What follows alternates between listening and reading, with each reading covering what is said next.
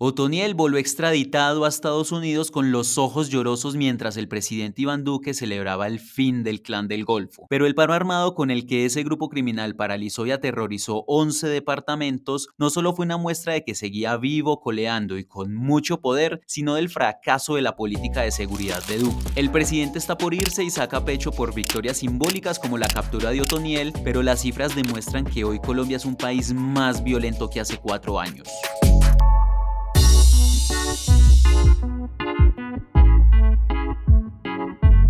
Iván Duque llegó al gobierno con la promesa de volver a usar la mano dura que, según él y el uribismo, Juan Manuel Santos había dejado a un lado por negociar con las FARC. Con Santos, y sobre todo desde que se firmó el proceso de paz en 2016, la violencia había disminuido. Pero es cierto que cuando se terminó ese gobierno en 2018, había comenzado a repuntar en medio de un proceso en el que los huecos que habían dejado las antiguas FARC los empezaron a llenar otros grupos como sus disidencias, el ELN, el Clan del Golfo, los Caparros, los Puntilleros, el EPL y los Rastrojos. Era urgente hacer algo para no perder lo ganado y la propuesta de Duque contra los grupos armados ilegales consistió en buscar debilitarlos de dos formas: quitarles el oxígeno, atacando sus fuentes de financiación como el narcotráfico y la minería ilegal, y descabezarlos, capturando o dando de baja a sus principales líderes. Y a partir de eso hay cifras por las que Duque saca pecho. Por ejemplo, aumentaron las incautaciones de cocaína y las de marihuana, así como la erradicación manual de coca.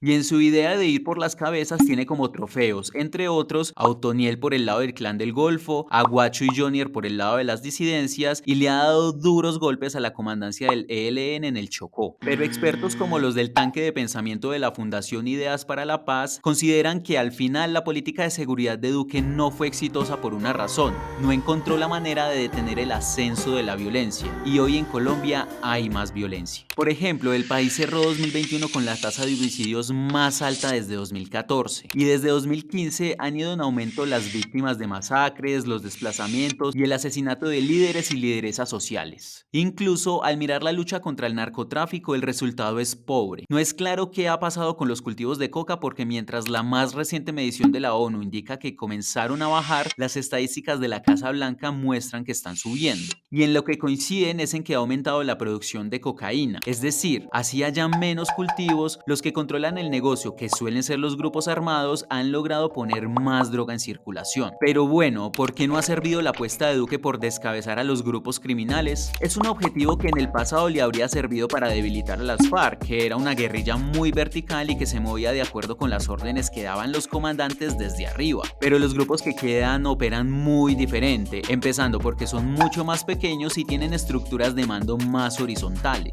Eso hace que, por más que se trate de organizaciones nacionales, los comandantes locales tienen mucha autonomía e incluso actúan con intereses particulares. Por ejemplo, hay algunas zonas en las que conviven las disidencias de la Nueva Marquetalia de Iván Márquez y las de Gentil Duarte, como en el norte del Caquetá, y otras en las que esos grupos se están matando, como en el Bajo y Medio Putumayo, lo que muestra que no hay una coordinación a nivel nacional en sus acciones. O el ELN se disputa el control del Chocó con el Clan del Golfo, mientras que conviven en el sur de Bolívar y en el Bajo Cauca. Por eso, dar de baja o capturar cabecillas es poco efectivo para debilitar a esos grupos. Como ninguna cabeza controla realmente todo lo que hace su organización, los armados tienen la capacidad de seguir controlando territorios y regulando la vida de la gente. Eso lo demostró el reciente paro armado que hizo el Clan del Golfo para responder a la extradición de Otoniel. Sin él fue capaz de encerrar a los habitantes y generar acciones violentas en 178 municipios de 11 departamentos. Una demostración de poder para el presidente Iván Duque, que había dado por acabado ese grupo con la captura del capo.